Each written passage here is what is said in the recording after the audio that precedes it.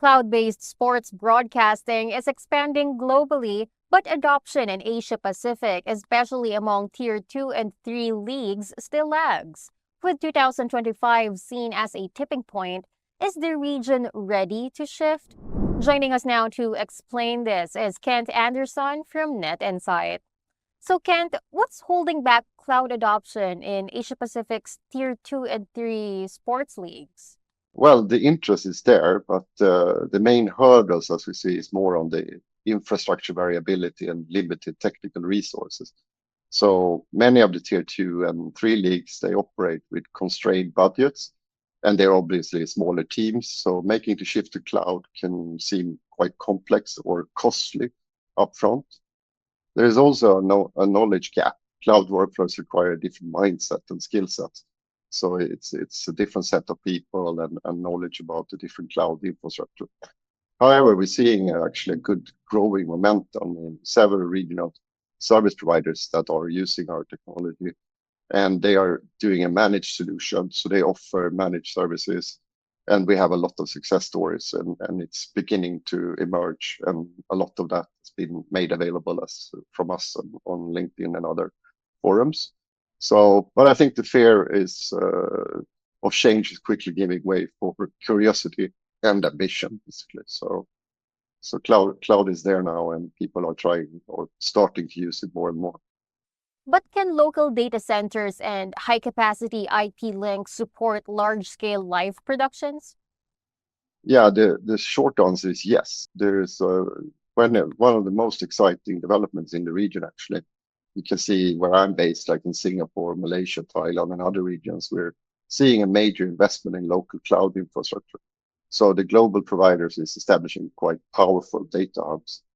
These combined with what, the 1 gig and 10 gig and even higher bandwidths and IP links directly to the venues mean the technical foundation is already there in place.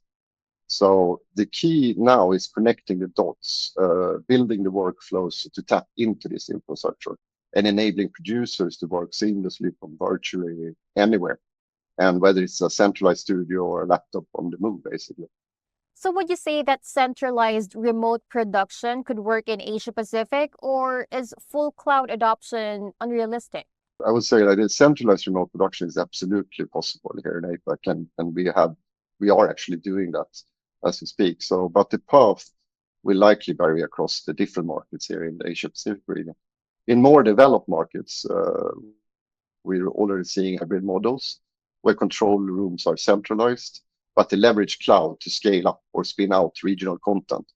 So in emerging markets, full cloud may leapfrog traditional remote production because it removes the need for heavy on-site investments. So the key is actually flexibility. Cloud doesn't have to replace everything overnight. It's about integrating it where it makes the biggest impact. Now, going to latency and reliability issues, are IP-based transport advancements solving this? Today's IP transport protocols, like the SRT, the RIST, and the 6E, they have matured to a point where latency and reliability are no longer the blockers, even for live sports. So what's even more important is what we're seeing, the rise of native IP infrastructure, the high bandwidth, like I talked about earlier. I mean, our technology can support up to 400 gig on the trunk and the access side. So low latency connections directly into the stadiums and data centers. So that minimizes the need to complex workarounds and creates a much more predictable pipeline for the live production, because they need to know that all the content coming in are aligned and synchronized. In many cases, cloud can now match, even outperform traditional methods, especially in terms of flexibility and cost. Speaking of complex workarounds, where should broadcasters focus on? Is it full cloud adoption, hybrid models, or refining traditional workflows? Well, that's a tricky question because it's not like one size fits all.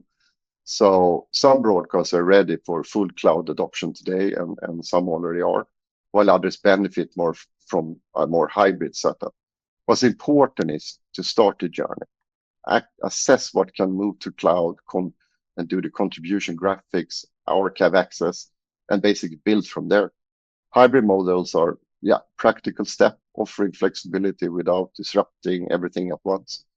Well, having that said, I mean, refining traditional workflows shouldn't be ignored either. So especially if it helps bridge the gap to cloud.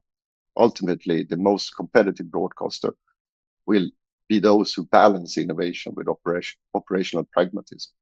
So it's not a one size fits all, but starting moving things to cloud is definitely something we should see. Thank you so much for joining us today and for sharing your insights, Kent. Thank you so much. Great to be here. Once again, that was Kent Anderson, Senior Vice President of Sales, Head of Asia Pacific at Net Insight. For more news, visit apb-news.com.